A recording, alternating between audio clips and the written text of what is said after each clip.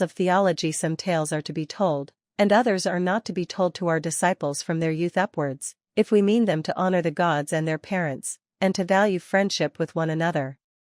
Yes, and I think that our principles are right, he said. But if they are to be courageous, must they not learn other lessons besides these, and lessons of such a kind as will take away the fear of death? Can any man be courageous who has the fear of death in him? Certainly not, he said. And can he be fearless of death, or will he choose death in battle rather than defeat and slavery, who believes the world below to be real and terrible? Impossible. Then we must assume a control over the narrators of this class of tales as well as over the others, and beg them not simply to but rather to commend the world below, intimating to them that their descriptions are untrue, and will do harm to our future warriors. That will be our duty, he said. Then, I said, we shall have to obliterate many obnoxious passages, beginning with the verses. I would rather he a serf on the land of a poor and portionless man than rule over all the dead who have come to naught. We must also expunge the verse, which tells us how Plato feared lest the mansions grim and squalid which the gods abhor should be seen both of mortals and immortals. And again, O heavens! Verily in the house of Hades there is soul and ghostly form but no mind at all. Again of Tiresias. To him even after death did Persephone grant mind, that he alone should be wise, but the other souls are flitting shades. Again. The soul flying from the limbs had gone to Hades, lamenting her fate, leaving manhood and youth. Again. And the soul, with shrilling cry, passed like smoke beneath the earth.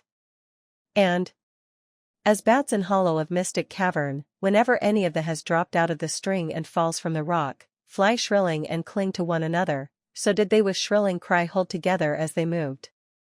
And we must beg Homer and the other poets not to be angry if we strike out these and similar passages, not because they are unpoetical, or unattractive to the popular ear, but because the greater the poetical charm of them, the less are they meet for the ears of boys and men who are meant to be free, and who should fear slavery more than death. Undoubtedly. Also we shall have to reject all the terrible and appalling names describe the world below Cocytus and Styx, ghosts under the earth, and sapless shades, and any similar words of which the very mention causes a shudder to pass through the inmost soul of him who hears them. I do not say that these horrible stories may not have a use of some kind, but there is a danger that the nerves of our guardians may be rendered too excitable and effeminate by them. There is a real danger, he said. Then we must have no more of them. True. Another and a nobler strain must be composed and sung by us. Clearly. And shall we proceed to get rid of the weepings and wailings of famous men? They will go with the rest. But shall we be right in getting rid of them? Reflect, our principle is that the good man will not consider death terrible to any other good man who is his comrade. Yes, that is our principle. And therefore he will not sorrow for his departed friend as though he had suffered anything terrible?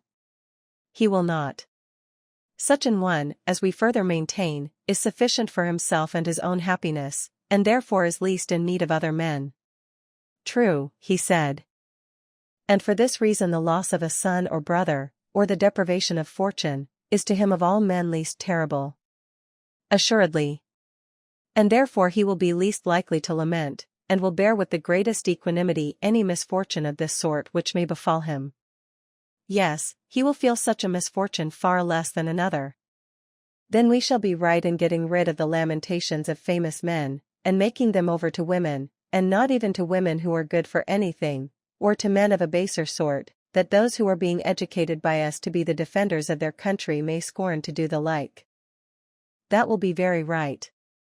Then we will once more entreat Homer and the other poets not to depict Achilles, who is the son of a goddess, first lying on his side, then on his back, and then on his face, then starting up and sailing in a frenzy along the shores of the barren sea, now taking the sooty ashes in both his hands and pouring them over his head, or weeping and wailing in the various modes which Homer has delineated.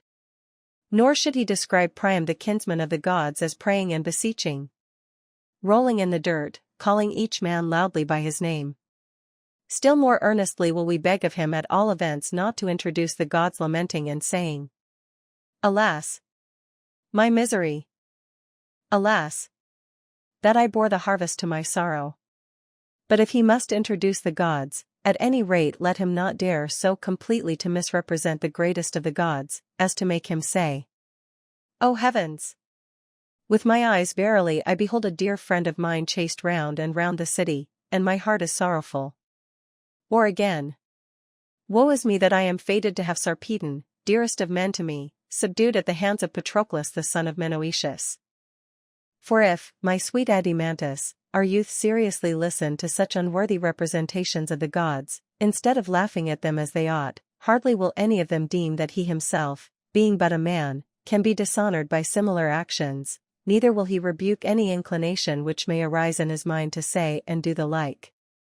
And instead of having any shame or self-control, he will be always whining and lamenting on slight occasions." "Yes," he said, "that is most true." "Yes," I replied, "but that surely is what ought not to be, as the argument has just proved to us, and by that proof we must abide until it is disproved by a better. It ought not to be. Neither ought our guardians to be given to laughter. For a fit of laughter which has been indulged to excess almost always produces a violent reaction. So I believe. Then persons of worth, even if only mortal men, must not be represented as overcome by laughter, and still less must such a representation of the gods be allowed." "Still less of the gods, as you say," he replied. "Then we shall not suffer such an expression to be used about the gods as that of Homer when he describes how inextinguishable laughter arose among the blessed gods, when they saw Hephaestus bustling about the mansion. On your views, we must not admit them. On my views, if you like to father them on me, that we must not admit them is certain. Again, truth should be highly valued. If, as we were saying, a lie is useless to the gods, and useful only as a medicine to men, then the use of such medicines should be restricted to physicians. Private individuals have no business with them." "Clearly not," he said. "Then if anyone at all is to have the privilege of lying, the rulers of the state should be the persons, and they, in their dealings either with enemies or with their own citizens, may be allowed to lie for the public good. But nobody else should meddle with anything of the kind, and although the rulers have this privilege, for a private man to lie to them in return is to be deemed a more heinous fault than for the patient or the pupil of a gymnasium not to speak the truth about his own bodily illnesses to the physician or to the trainer, or for a sailor not to tell the captain what is happening about the ship and the rest of the crew, and how things are going with himself or his fellow sailors." "Most true," he said.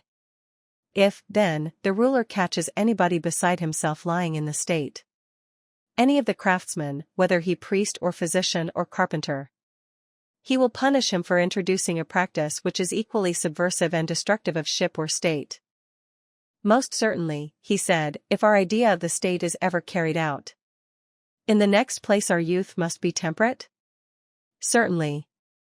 Are not the chief elements of temperance, speaking generally, obedience to commanders and self-control in sensual pleasures?" "True. Then we shall approve such language as that of Diomed and Homer. Friend, sit still and obey my word," and the verses which follow. "The Greeks marched breathing prowess, in silent awe of their leaders," and other sentiments of the same kind. We shall. What of this line? "O heavy with wine, who hast the eyes of a dog and the heart of a stag," and of the words which follow? Would you say that these, or any similar impertinences which private individuals are supposed to address to their rulers, whether in verse or prose, are well or ill-spoken? They are ill-spoken. They may very possibly afford some amusement, but they do not conduce to temperance. And therefore they are likely to do harm to our young men. You would agree with me there? Yes. And then, again, to make the wisest of men say that nothing in his opinion is more glorious than when the tables are full of bread and meat, and the cupbearer carries round wine which he draws from the bowl and pours into the cups, is it fit or conducive to temperance for a young man to hear such words? Or the verse, "The saddest of fates is to die and meet destiny from hunger"? What would you say again to the tale of Zeus, who, while other gods and men were asleep and he the only person awake, lay devising plans, but forgot them all in a moment through his lust, and was so completely overcome at the sight of her that he would not even go into the hut, but wanted to lie with her on the ground, declaring that he had never been in such a state of rapture before, even when they first met one another. Without the knowledge of their parents, or that other tale of how Hephaestus, because of similar goings-on, cast a chain around Ares and Aphrodite? Indeed, he said, I am strongly of opinion that they ought not to hear that sort of thing. But any deeds of endurance which are done or told by famous men, these they ought to see and hear, as, for example, what is said in the verses. He smote his breast, and thus reproached his heart. Endure, my heart, far worse hast thou endured. Certainly, he said. In the next place, we must not let them be receivers of gifts or lovers of money. Certainly not. Neither must we sing to them of gifts persuading gods, and persuading reverend kings. Neither is Phoenix, the tutor of Achilles, to be approved or deemed to have given his pupil good counsel when he told him that he should take the gifts of the Greeks and assist them, but that without a gift he should not lay aside his anger. Neither will we believe or acknowledge Achilles himself to have been such a lover of money that he took Agamemnon's, or that when he had received payment he restored the dead body of Hector, but that without payment he was unwilling to do so. Undoubtedly, he said, these are not sentiments which can be approved. Loving Homer as I do, I hardly like to say that in attributing these feelings to Achilles, or in believing that they are truly to him, he is guilty of downright impiety. As little can I believe the narrative of his insolence to Apollo, where he says, Thou hast wronged me, O far darter, most abominable of deities. Verily I would be even with thee, if I had only the power, or his insubordination to the river god, on whose divinity he is ready to lay hands, or his offering to the dead Patroclus of his own hair, which had been previously dedicated to the other river god Spercheius, and that he actually performed this vow, or that he dragged Hector round the tomb of Patroclus, and slaughtered the captives at the pyre. Of all this I cannot believe that he was guilty, any more than I can allow our citizens to believe that he, the wise Chiron's pupil, the son of a goddess and of Peleus who was the gentlest of men and third in descent from Zeus, was so disordered in his wits as to be at one time the slave of two seemingly inconsistent passions, meanness, not untainted by avarice, combined with overweening contempt of gods and men. You are quite right, he replied.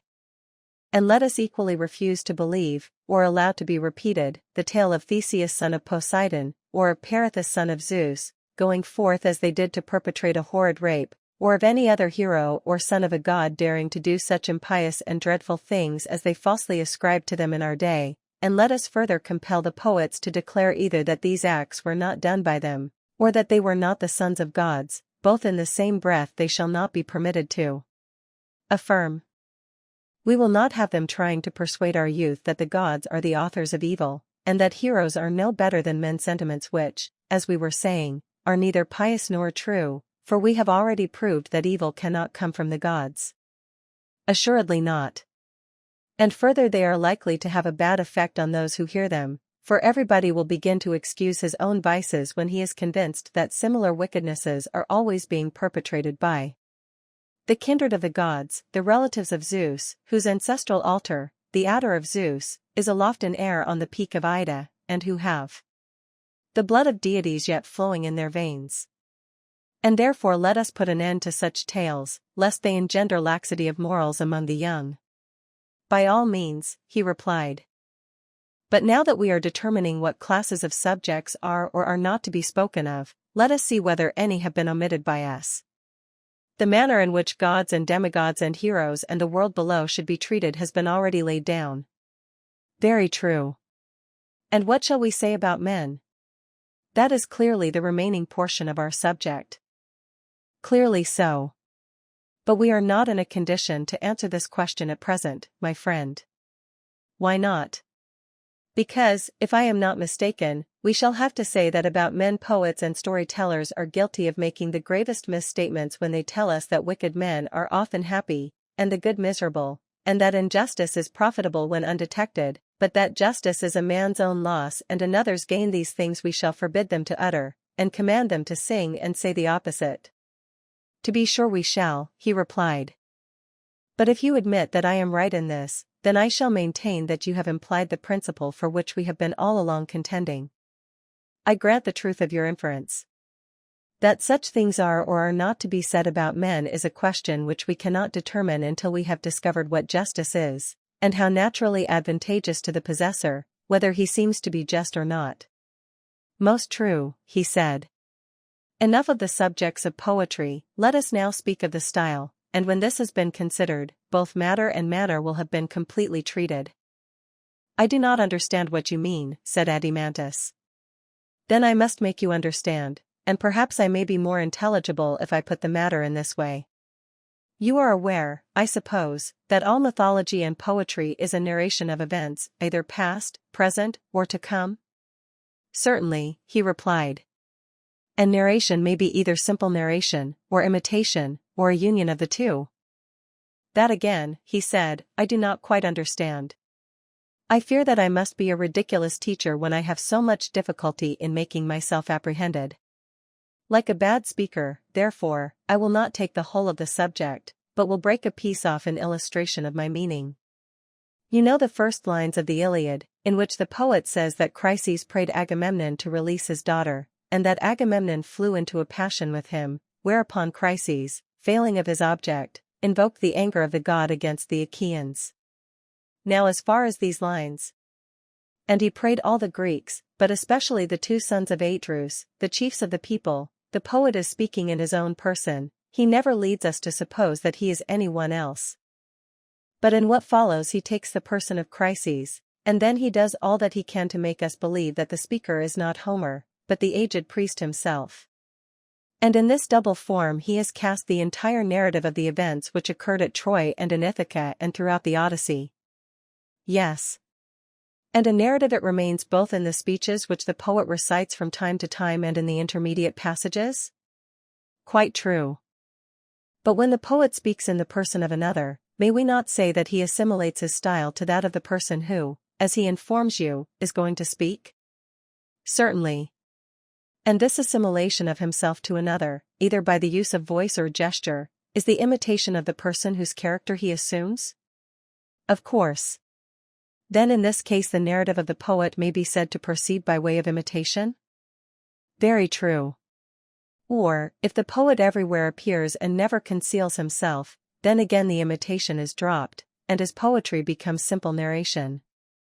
However, in order that I may make my meaning quite clear, and that you may no more say, I don't understand, I will show how the change might be effected. If Homer had said, the priest came, having his daughter's ransom in his hands, supplicating the Achaeans, and above all the kings, and then if, instead of speaking in the person of Chryses, he had continued in his own person, the words would have been, not imitation, but simple narration. The passage would have run as follows, I am no poet, and therefore I drop the meter. The priest came and prayed the gods on behalf of the Greeks that they might capture Troy and return safely home, but begged that they would give him back his daughter, and take the ransom which he brought, and respect the god. Thus he spoke, and the other Greeks revered the priest and assented. But Agamemnon was wroth, and bade him depart and not come again, lest the staff and chaplets of the god should be of no avail to him. The daughter of Chryses should not be released, he said she should grow old with him in Argos. And then he told him to go away and not to provoke him, if he intended to get home unscathed.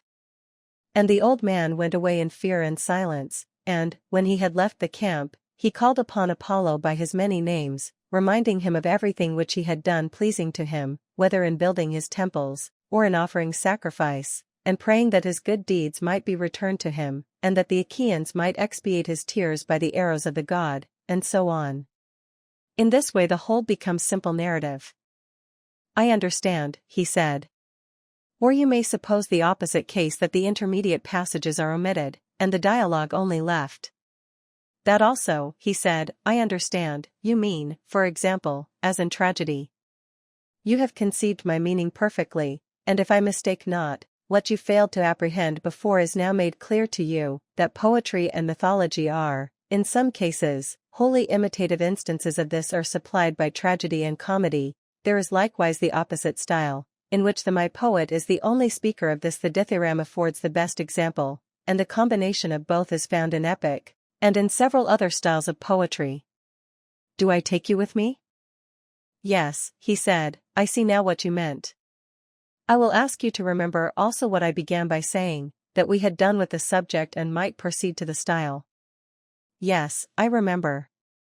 In saying this, I intended to imply that we must come to an understanding about the mimetic art, whether the poets, in narrating their stories, are to be allowed by us to imitate, and if so, whether in whole or in part, and if the latter, in what parts, or should all imitation be prohibited?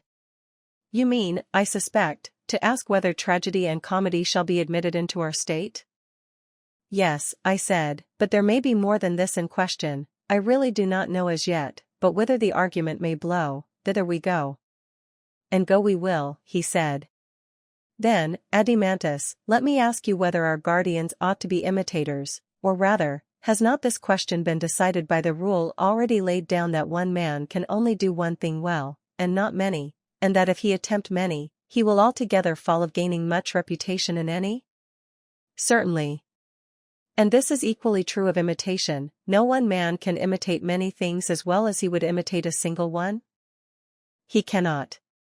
Then the same person will hardly be able to play a serious part in life, and at the same time to be an imitator and imitate many other parts as well, for even when two species of imitation are nearly allied, the same persons cannot succeed in both, as, for example, the writers of tragedy and comedy. Did you not just now call them imitations?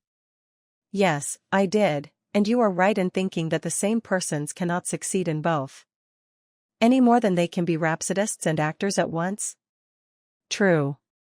Neither are comic and tragic actors the same, yet all these things are but imitations. They are so. And human nature, Adimantus, appears to have been coined into yet smaller pieces, and to be as incapable of imitating many things well, as of performing well the actions of which the imitations are copies. Quite true, he replied. If then we adhere to our original notion and bear in mind that our guardians, setting aside every other business, are to dedicate themselves wholly to the maintenance of freedom in the state, making this their craft, and engaging in no work which does not bear on this end, they ought not to practice or imitate anything else. If they imitate at all, they should imitate from youth upward only those characters which are suitable to their profession, the courageous, temperate, holy, free, and the like, but they should not depict or be skillful at imitating any kind of illiberality or baseness, lest from imitation they should come to be what they imitate. Did you never observe how imitations, beginning in early youth and continuing far into life, at length grow into habits and become a second nature, affecting body, voice, and mind? Yes, certainly, he said. Then, I said, we will not allow those for whom we profess a care and of whom we say that they ought to be good men, to imitate a woman, whether young or old, quarreling with her husband, or striving and vaunting against the gods in conceit of her happiness, or when she is in affliction, or sorrow, or weeping, and certainly not one who is in sickness, love, or labor. Very right, he said. Neither must they represent slaves, male or female, performing the offices of slaves? They must not. And surely not bad men, whether cowards or any others, who do the reverse of what we have just been prescribing, who scold or mock or revile one another in drink or out of in drink or who in any other manner sin against themselves and their neighbors in word or deed, as the manner of such is. Neither should they be trained to imitate the action or speech of men or women who are mad or bad, for madness, like vice, is to be known but not to be practiced or imitated. Very true, he replied. Neither may they imitate smiths or other artificers, or oarsmen, or boatswains, or the like. How can they, he said, when they are not allowed to apply their minds to the callings of any of these?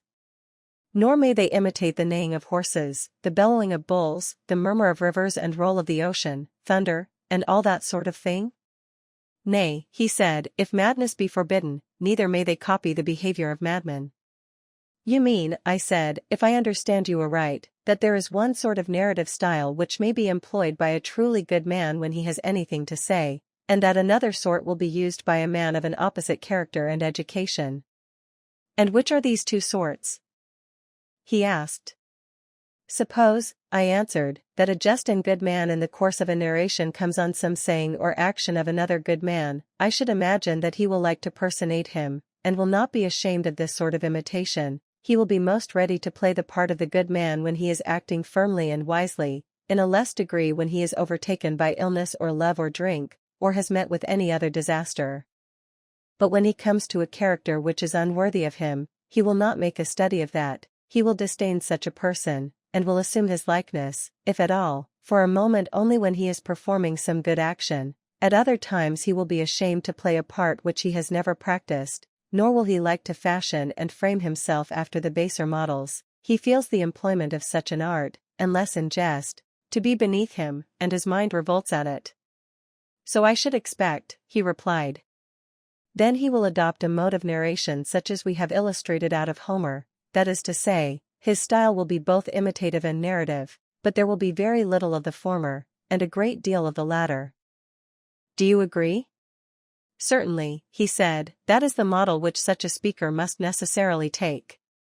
But there is another sort of character who will narrate anything, and, the worse lie is, the more unscrupulous he will be, nothing will be too bad for him, and he will be ready to imitate anything, not as a joke, but in right good earnest, and before a large company. As I was just now saying, he will attempt to represent the roll of thunder, the noise of wind and hull, or the creaking of wheels, and pulleys, and the various sounds of flutes, pipes, trumpets, and all sorts of instruments. He will bark like a dog, bleat like a sheep, or crow like a cock. His entire art will consist in imitation of voice and gesture, and there will be very little narration. That, he said, will be his mode of speaking. These, then, are the two kinds of style? Yes. And you would agree with me in saying that one of them is simple and has but slight changes, and if the harmony and rhythm are also chosen for their simplicity, the result is that the speaker, if H.C. speaks correctly, is always pretty much the same in style, and he will keep within the limits of a single harmony, for the changes are not great, and in like manner he will make use of nearly the same rhythm? That is quite true, he said. Whereas the other requires all sorts of harmonies and all sorts of rhythms, if the music and the style are to correspond, because the style has all sorts of changes.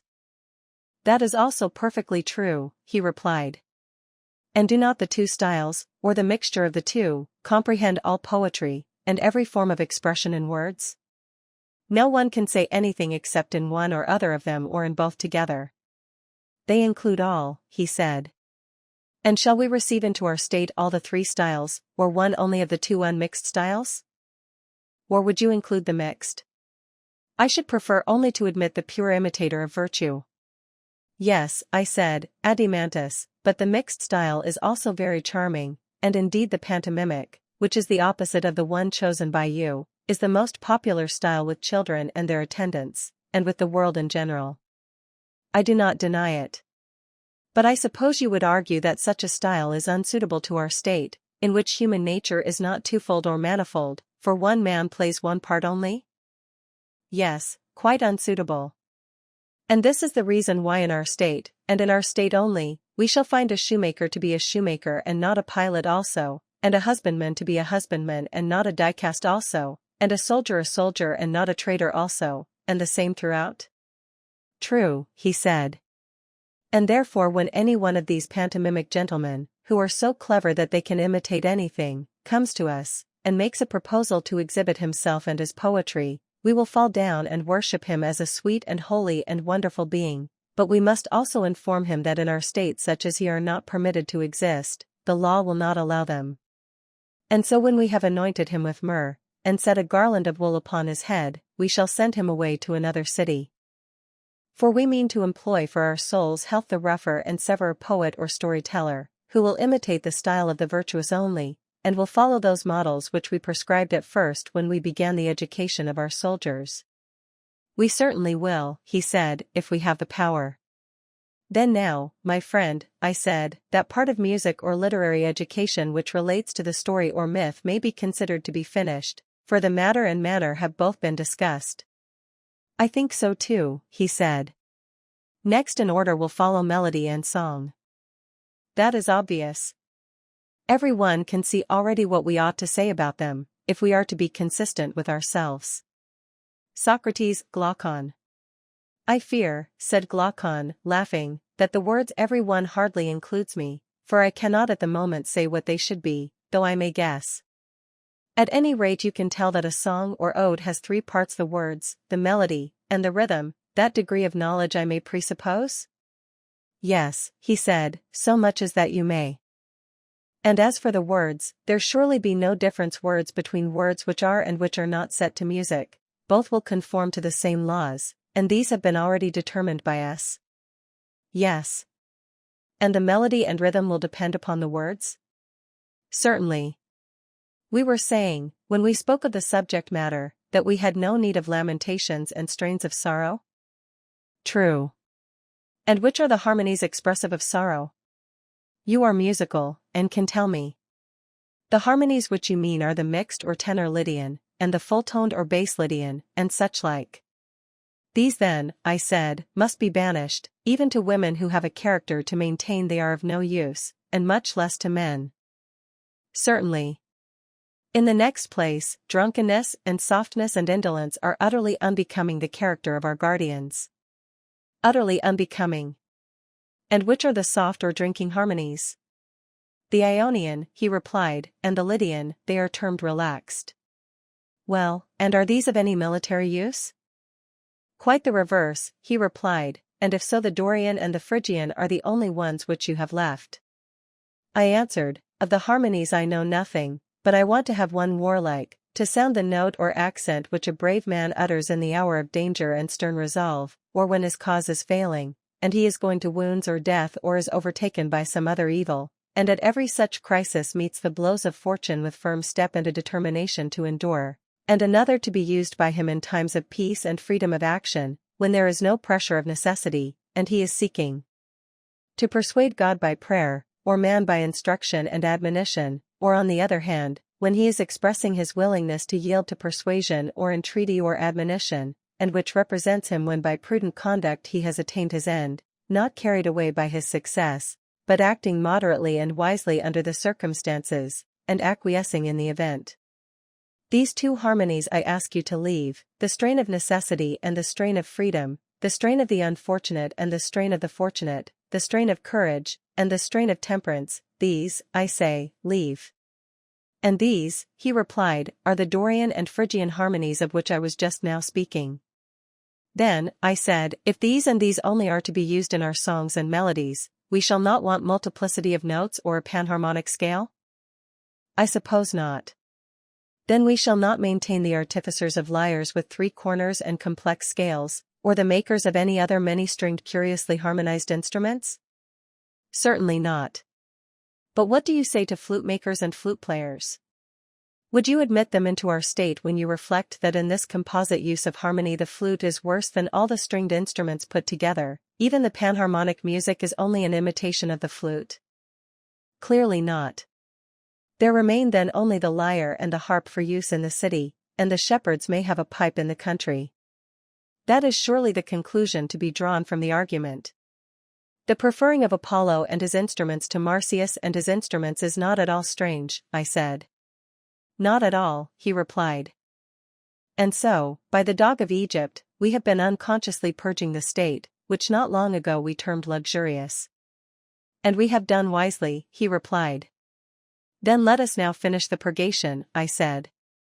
Next in order to harmonies, rhythms will naturally follow, and they should be subject to the same rules, for we ought not to seek out complex systems of meter, or meters of every kind, but rather to discover what rhythms are the expressions of a courageous and harmonious life, and when we have found them, we shall adapt the foot and the melody to words having a like spirit, not the words to the foot and melody. To say what these rhythms are will be your duty. You must teach me them, as you have already taught me the harmonies. But, indeed, he replied, I cannot tell you. I only know that there are some 3 principles of rhythm out of which metrical systems are framed, just as in sounds there are 4 notes out of which all the harmonies are composed. That is an observation which I have made. But of what sort of lives they are severally the imitations I am unable to say. Then, I said, we must take Damon into our counsels, and he will tell us what rhythms are expressive of meanness, or insolence, or fury, or other unworthiness, and what are to be reserved for the expression of opposite feelings. And I think that I have an indistinct recollection of his mentioning a complex Cretic rhythm, also a dactylic or heroic, and he arranged them in some manner which I do not quite understand, making the rhythms equal in the rise and fall of the foot, long and short alternating, and, unless I am mistaken, he spoke of an iambic as well as of a trochaic rhythm, and assigned to them short and long quantities. Also in some cases he appeared to praise or censure the movement of the foot quite as much as the rhythm, or perhaps a combination of the two, for I am not certain what he meant. These matters, however, as I was saying, had better be referred to Damon himself, for the analysis of the subject would be difficult, you know. Rather so, I should say. But there is no difficulty in seeing that grace or the absence of grace is an effect of good or bad rhythm. None at all. And also that good and bad rhythm naturally assimilate to a good and bad style, and that harmony and discord in like manner follow style, for our principle is that rhythm and harmony are regulated by the words, and not the words by them. Just so, he said, they should follow the words. And will not the words and the character of the style depend on the temper of the soul? Yes. And everything else on the style? Yes. Then beauty of style and harmony and grace and good rhythm depend on simplicity, I mean the true simplicity of a rightly and nobly ordered mind and character, not that other simplicity which is only an euphemism for folly? Very true, he replied. And if our youth are to do their work in life, must they not make these graces and harmonies their perpetual aim? They must. And surely the art of the painter and every other creative and constructive art are full of them, weaving, embroidery, architecture, and every kind of manufacture, also nature, animal and vegetable, in all of them there is grace or the absence of grace. And ugliness and discord and inharmonious motion are nearly allied to a words and ill nature, as grace and harmony are the twin sisters of goodness and virtue and bear their likeness. That is quite true, he said. But shall our superintendents go no further, and are the poets only to be required by us to express the image of the good in their works, on pain, if they do anything else, of expulsion from our state? Or is the same control to be extended to other artists, and are they also to be prohibited from exhibiting the opposite forms of vice and intemperance and meanness and indecency in sculpture and building and the other creative arts, and is he who cannot conform to this rule of ours to be prevented from practicing his art in our state, lest the taste of our citizens be corrupted by him? We would not have our guardians grow up amid images of moral deformity, as in some noxious pasture, and their brows and feed upon many a baneful herb and flower day by day, little by little, until they silently gather a festering mass of corruption in their own soul. Let our artists rather be those who are gifted to discern the true nature of the beautiful and graceful, then will our youth dwell in a land of health, amid fair sights and sounds, and receive the good in everything, and beauty, the effluence of fair works, shall flow into the eye and ear, like a health-giving breeze from a purer region, and insensibly draw the soul from earliest years into likeness and sympathy with the beauty of reason. There can be no nobler training than that, he replied. And therefore, I said, Glaucon, musical training is a more potent instrument than any other, because rhythm and harmony find their way into the inward places of the soul, on which they mightily fasten, imparting grace, and making the soul of him who is rightly educated graceful, or of him who is ill-educated ungraceful, and also because he who has received this true education of the inner being will most shrewdly perceive omissions or faults in art and nature, and with a true taste, while he praises and rejoices over and receives into his soul the good, and becomes noble and good, he will justly blame and hate the bad, now in the days of his youth, even before he is able to know the reason why, and when reason comes he will recognize and salute the friend with whom his education has made him long familiar. Yes, he said, I quite agree with you in thinking that our youth should be trained in music and on the grounds which you mention. Just as in learning to read, I said, we were satisfied when we knew the letters of the alphabet, which are very few, in all their recurring sizes and combinations, not slighting them as unimportant whether they occupy a space large or small, but everywhere eager to make them out, and not thinking ourselves perfect in the art of reading until we recognize them wherever they are found. True. Or, as we recognize the reflection of letters in the water, or in a mirror, only when we know the letters themselves, the same art and study giving us the knowledge of both. Exactly. Even so, as I maintain, neither we nor our guardians, whom we have to educate, can ever become musical until we and they know the essential forms, in all their combinations, and can recognize them and their images wherever they are found, not slighting them either in small things or great, but believing them all to be within the sphere of one art and study. Most assuredly. And when a beautiful soul harmonizes with a beautiful form, and the two are cast in one mold, that will be the fairest of sights to him who has an eye to see it? The fairest indeed. And the fairest is also the loveliest? That may be assumed. And the man who has the spirit of harmony will be most in love with the loveliest, but he will not love him who is of an inharmonious soul. That is true, he replied, if the deficiency be in his soul, but if there be any merely bodily defect in another he will be patient of it, and will love all the same. I perceive, I said, that you have or have had experiences of this sort, and I agree. But let me ask you another question, has excess of pleasure any affinity to temperance?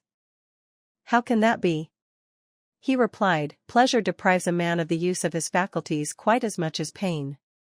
Or any affinity to virtue in general? None whatever. Any affinity to wantonness and intemperance? Yes, the greatest. And is there any greater or keener pleasure than that of sensual love? No, nor a matter. Whereas true love is a love of beauty and order temperate and harmonious? Quite true, he said. Then no intemperance or madness should be allowed to approach true love? Certainly not.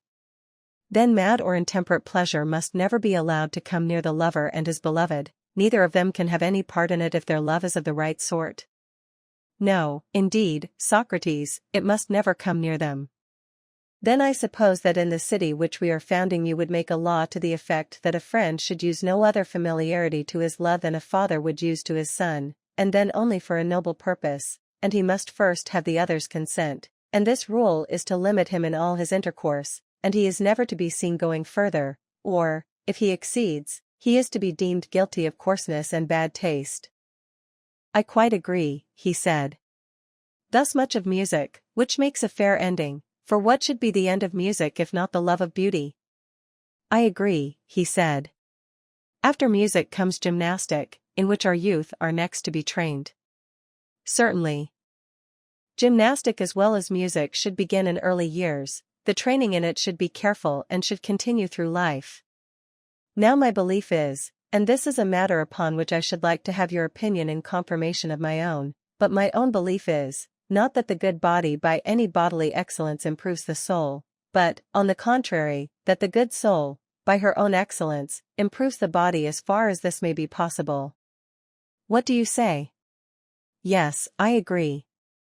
Then, to the mind when adequately trained, we shall be right in handing over the more particular care of the body, and in order to avoid prolixity we will now only give the general outlines of the subject. Very good.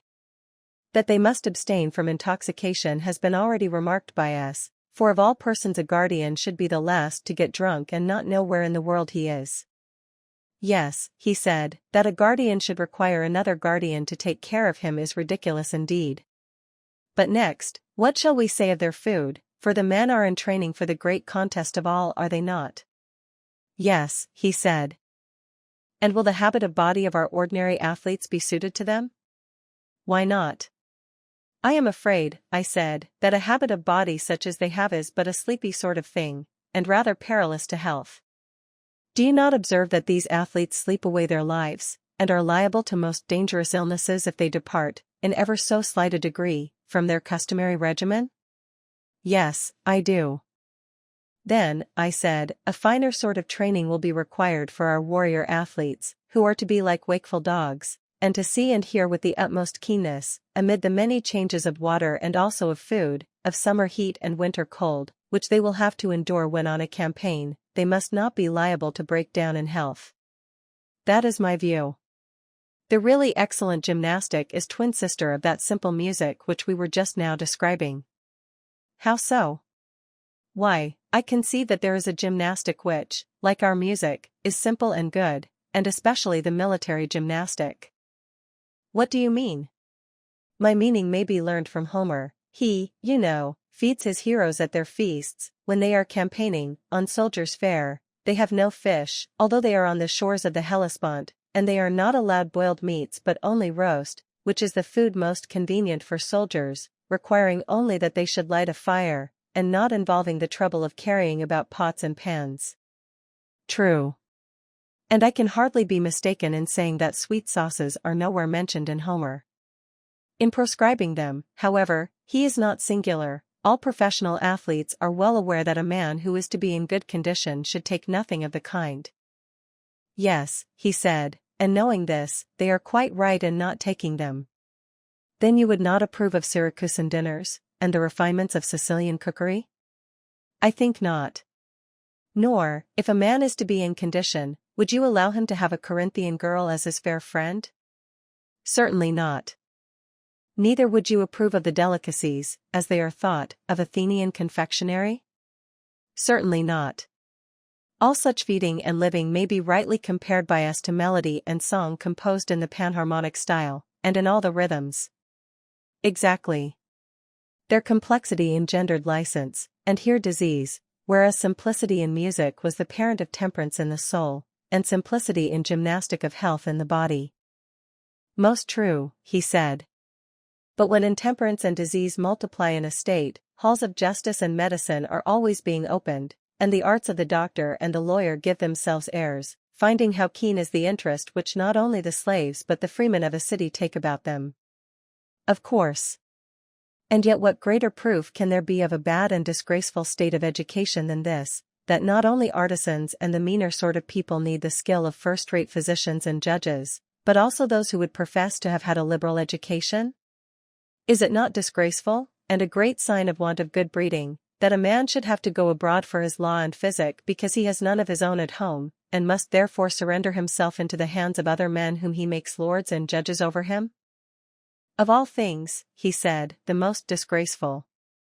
Would you say most, I replied, when you consider that there is a further stage of the evil in which a man is not only a lifelong litigant, passing all his days in the courts, either as plaintiff or defendant, but is actually led by his bad taste to pride himself on his litigiousness. He imagines that he is a master in dishonesty, able to take every crooked turn, and wriggle into and out of every hole, bending like a withy and getting out of the way of justice, and all for what?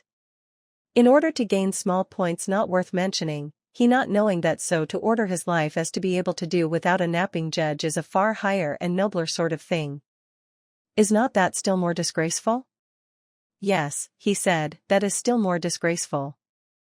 Well, I said, and to require the help of medicine, not when a wound has to be cured, or on occasion of an epidemic, but just because, by indolence and a habit of life such as we have been describing, men fill themselves with waters and winds, as if their bodies were a marsh, compelling the ingenious sons of Asclepius to find more names for diseases, such as flatulence and catarrh. Is not this, too, a disgrace?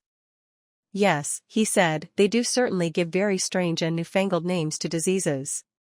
Yes, I said, and I do not believe that there were any such diseases in the days of Asclepius, and this I infer from the circumstance that the hero Eurypylus, after he has been wounded in Homer, drinks a posset of Pramnian wine well besprinkled with barley meal and grated cheese, which are certainly inflammatory, and yet the sons of Asclepius who were at the Trojan War do not blame the damsel who gives him the drink, or rebuke Patroclus, who is treating his case.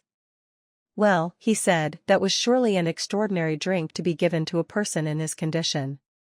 Not so extraordinary, I replied, if you bear in mind that in former days, as is commonly said, before the time of Herodicus, the guild of Asclepius did not practice our present system of medicine, which may be said to educate diseases. But Herodicus, being a trainer, and himself of a sickly constitution, by a combination of training and doctoring found out a way of torturing first and chiefly himself, and secondly the rest of the world. How was that? He said.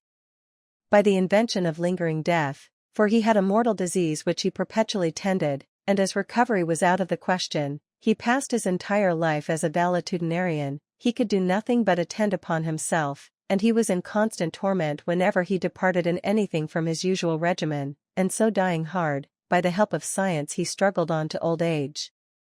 A rare reward of his skill.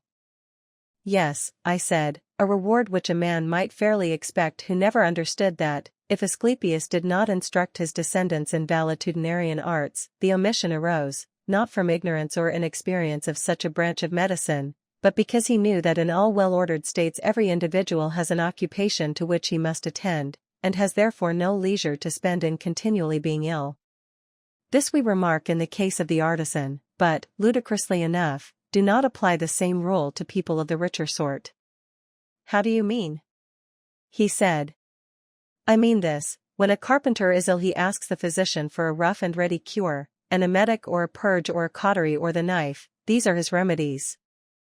And if someone prescribes for him a course of dietetics, and tells him that he must swathe and swaddle his head, and all that sort of thing, he replies at once that he has no time to be ill, and that he sees no good in a life which is spent in nursing his disease to the neglect of his customary employment, and therefore bidding goodbye to this sort of physician, he resumes his ordinary habits, and either gets well and lives and does his business, or, if his constitution falls, he dies and has no more trouble.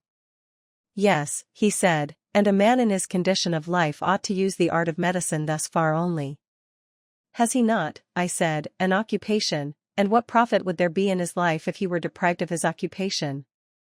Quite true, he said. But with the rich man this is otherwise. Of him we do not say that he has any specially appointed work which he must perform, if he would live. He is generally supposed to have nothing to do. Then you never heard of the saying of Phocylides, that as soon as a man has a livelihood he should practice virtue? Nay, he said, I think that he had better begin somewhat sooner. Let us not have a dispute with him about this, I said, but rather ask ourselves, is the practice of virtue obligatory on the rich man, or can he live without it? And if obligatory on him, then let us raise a further question, whether this dieting of disorders which is an impediment to the application of the mind in carpentering and the mechanical arts, does not equally stand in the way of the sentiment of Phocylides? Of that, he replied, there can be no doubt, such excessive care of the body, when carried beyond the rules of gymnastic, is most inimical to the practice of virtue. Yes, indeed, I replied, and equally incompatible with the management of a house, an army, or an office of state, and, what is most important of all, irreconcilable with any kind of study or thought or self-reflection. There is a constant suspicion that headache and giddiness are to be ascribed to philosophy, and hence all practicing or making trial of virtue in the higher sense is absolutely stopped, for a man is always fancying that he is being made ill, and is in constant anxiety about the state of his body. Yes, likely enough. And therefore our politic Asclepius may be supposed to have exhibited the power of his art only to persons who, being generally of healthy constitution and habits of life, had a definite ailment, such as these he cured by purges and operations, and bade them live as usual, herein consulting the interests of the state, but bodies which disease had penetrated through and through he would not have attempted to cure by gradual processes of evacuation and infusion, he did not want to lengthen out good-for-nothing lives, or to have weak fathers begetting weaker sons. If a man was not able to live in the ordinary way he had no business to cure him, for such a cure would have been of no use either to himself, or to the state. Then, he said, you regard Asclepius as a statesman. Clearly, and his character is further illustrated by his sons. Note that they were heroes in the days of old and practiced the medicines of which I am speaking at the siege of Troy. You will remember how, when Pandarus wounded Menelaus, they sucked the blood out of the wound, and sprinkled soothing remedies, but they never prescribed what the patient was afterwards to eat or drink in the case of Menelaus, any more than in the case of Eurypylus. The remedies, as they conceived, were enough to heal any man who before he was wounded was healthy and regular in habits, and even though he did happen to drink a posset of Pramnian wine, he might get well all the same. But they would have nothing to do with unhealthy and intemperate subjects, whose lives were of no use either to themselves or others. The art of medicine was not designed for their good, and though they were as rich as Midas, the sons of Asclepius would have declined to attend them. They were very acute persons, those sons of Asclepius. Naturally so, I replied. Nevertheless, the tragedians and Pindar, disobeying our behests, although they acknowledge that Asclepius was the son of Apollo, say also that he was bribed into healing a rich man who was at the point of death, and for this reason he was struck by lightning. But we, in accordance with the principle already affirmed by us, will not believe them when they tell us both. If he was the son of a god, we maintain that HD was not avaricious, or, if he was avaricious he was not the son of a god.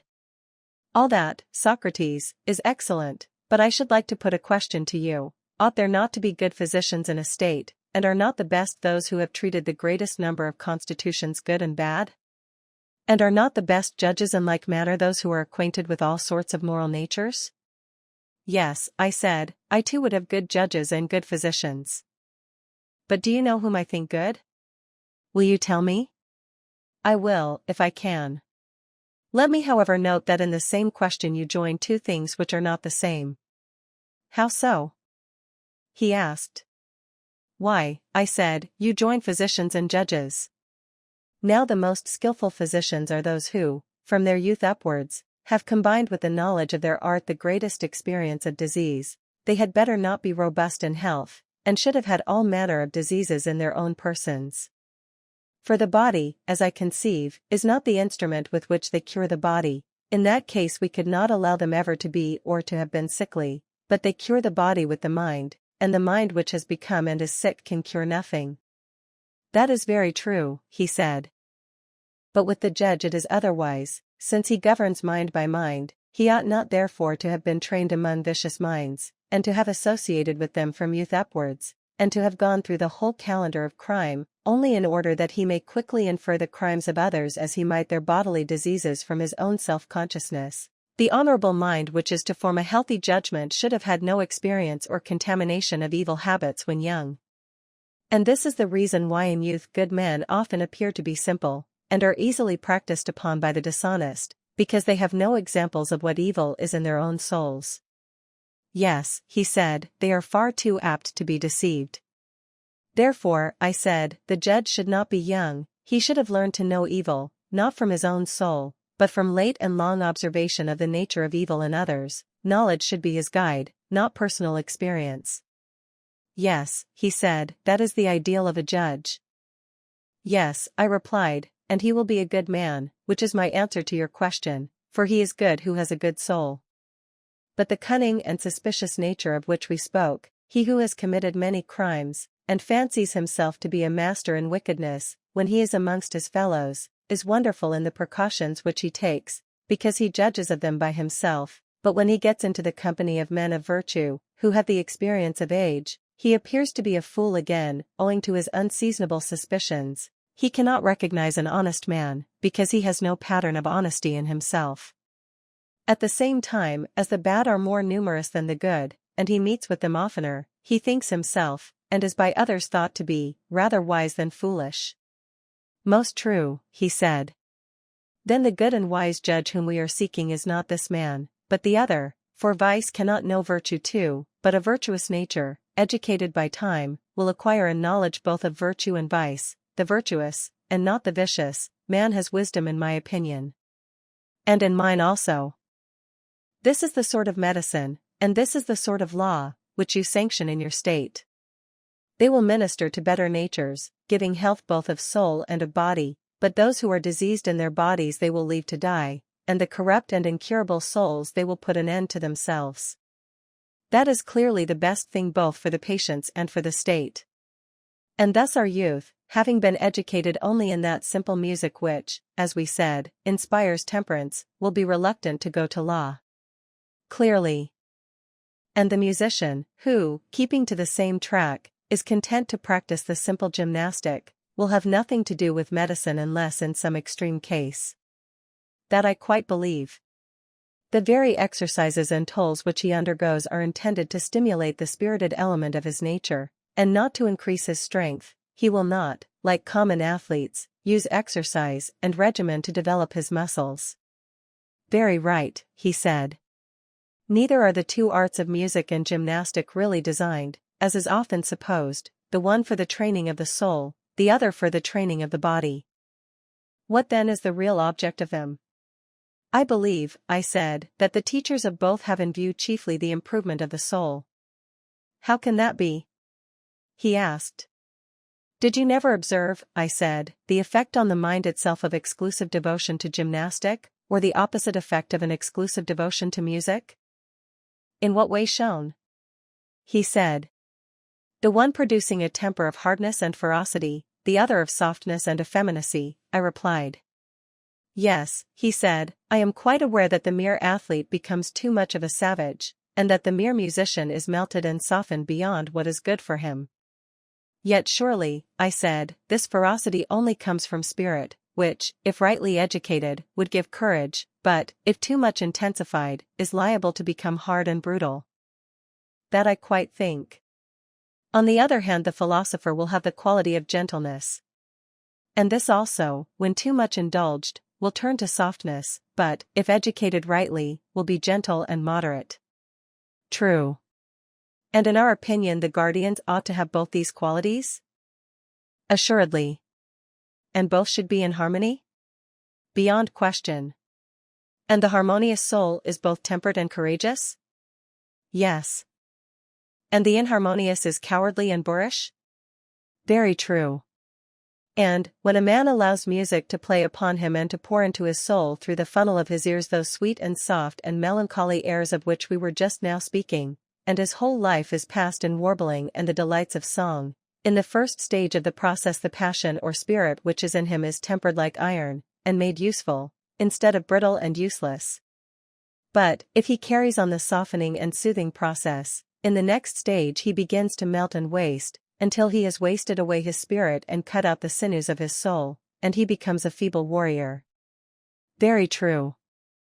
If the element of spirit is naturally weak in him, the change is speedily accomplished, but if he have a good deal, then the power of music weakening the spirit renders him excitable. On the least provocation he flames up at once, and is speedily extinguished. Instead of having spirit he grows irritable and passionate and is quite impracticable. Exactly. And so in gymnastics, if a man takes violent exercise and is a great feeder, and the reverse of a great student of music and philosophy, at first the high condition of his body fills him with pride and spirit, and lie becomes twice the man that he was. Certainly. And what happens? If he do nothing else, and holds no converse with the muses, does not even that intelligence which there may be in him, having no taste of any sort of learning or inquiry or thought or culture, grow feeble and dull and blind, his mind never waking up or receiving nourishment, and his senses not being purged of their mists? True, he said. And he ends by becoming a hater of philosophy, uncivilized, never using the weapon of persuasion. He is like a wild beast, all violence and fierceness, and knows no other way of dealing, and he lives in all ignorance and evil conditions, and has no sense of propriety and grace. That is quite true, he said. And as there are two principles of human nature, one the spirited and the other the philosophical, some God, as I should say, has given mankind two arts answering to them, and only indirectly to the soul and body, in order that these two principles, like the strings of an instrument, may be relaxed or drawn tighter until they are duly harmonized. That appears to be the intention. And he who mingles music with gymnastic in the fairest proportions, and best attempers them to the soul, may be rightly called the true musician and harmonist in a far higher sense than the tuner of the strings. You are quite right, Socrates. And such a presiding genius will be always required in our state if the government is to last. Yes, he will be absolutely necessary. Such, then, are our principles of nurture and education. Where would be the use of going into further details about the dances of our citizens, or about their hunting and coursing, their gymnastic and equestrian contests? For these all follow the general principle, and having found that, we shall have no difficulty in discovering them. I dare say that there will be no difficulty. Very good, I said, then what is the next question? Must we not ask who are to be rulers and who subjects? Certainly. There can be no doubt that the elder must rule the younger. Clearly. And that the best of these must rule. That is also clear. Now, are not the best husbandmen those who are most devoted to husbandry? Yes. And as we are to have the best of guardians for our city, must they not be those who have most the character of guardians? Yes. And to this end they ought to be wise and efficient, and to have a special care of the state? True. And a man will be most likely to care about that which he loves? To be sure. And he will be most likely to love that which he regards as having the same interests with himself, and that of which the good or evil fortune is supposed by him at any time most to affect his own? Very true, he replied. Then there must be a selection. Let us note among the guardians those who in their whole life show the greatest eagerness to do what is for the good of their country, and the greatest repugnance to do what is against her interests. Those are the right men. And they will have to be watched at every age, in order that we may see whether they preserve their resolution, and never, under the influence either of force or enchantment, forget or cast off their sense of duty to the state. How cast off? He said. I will explain to you, I replied. A resolution may go out of a man's mind either with his will or against his will. With his will when he gets rid of a falsehood and learns better, against his will whenever he is deprived of a truth. I understand, he said, the willing loss of a resolution, the meaning of the unwilling I have yet to learn. Why, I said, do you not see that men are unwillingly deprived of good, and willingly of evil? Is not to have lost the truth an evil, and to possess the truth a good? And you would agree that to conceive things as they are is to possess the truth? Yes, he replied, I agree with you in thinking that mankind are deprived of truth against their will. And is not this involuntary deprivation caused either by theft, or force, or enchantment? Still, he replied, I do not understand you. I fear that I must have been talking darkly, like the tragedians. I only mean that some men are changed by persuasion and that others forget. Argument steals away the hearts of one class, and time of the other, and this I call theft. Now you understand me? Yes. Those again who are forced are those whom the violence of some pain or grief compels to change their opinion. I understand, he said, and you are quite right. And you would also acknowledge that the enchanted are those who change their minds either under the softer influence of pleasure, or the sterner influence of fear? Yes, he said, everything that deceives may be said to enchant. Therefore, as I was just now saying, we must inquire who are the best guardians of their own conviction that what they think the interest of the state is to be the rule of their lives. We must watch them from their youth upwards, and make them perform actions in which they are most likely to forget or to be deceived, and he who remembers and is not deceived is to be selected, and he who falls in the trial is to be rejected. That will be the way? Yes.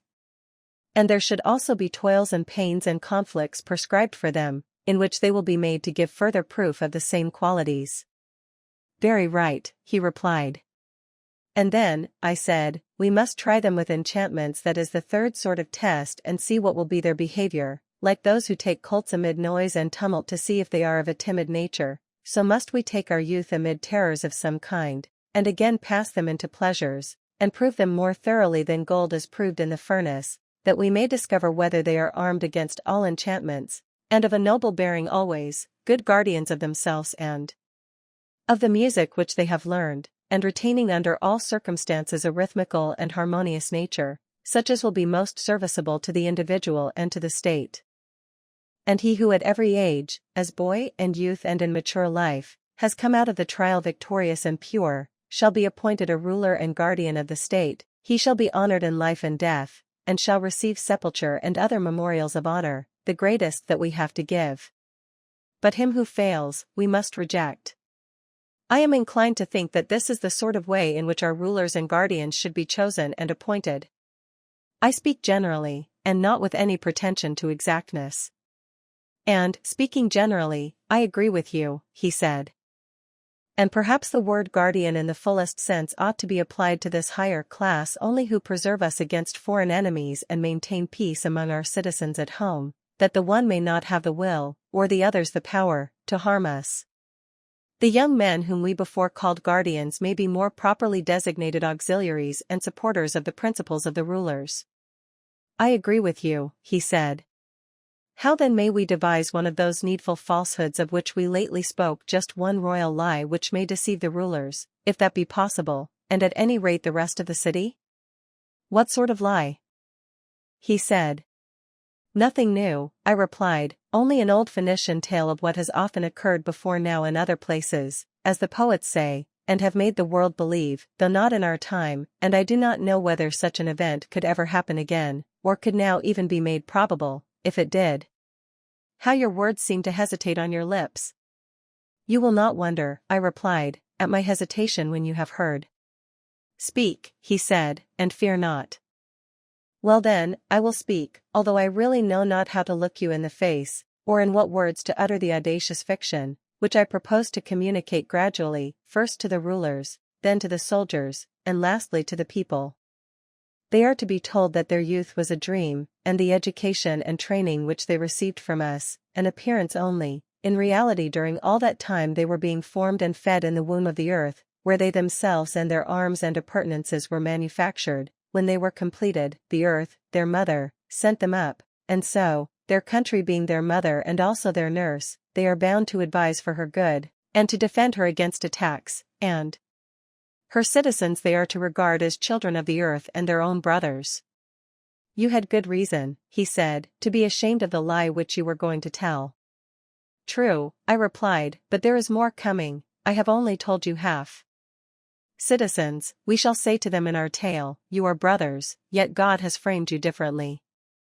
Some of you have the power of command, and in the composition of these he has mingled gold, wherefore also they have the greatest honor,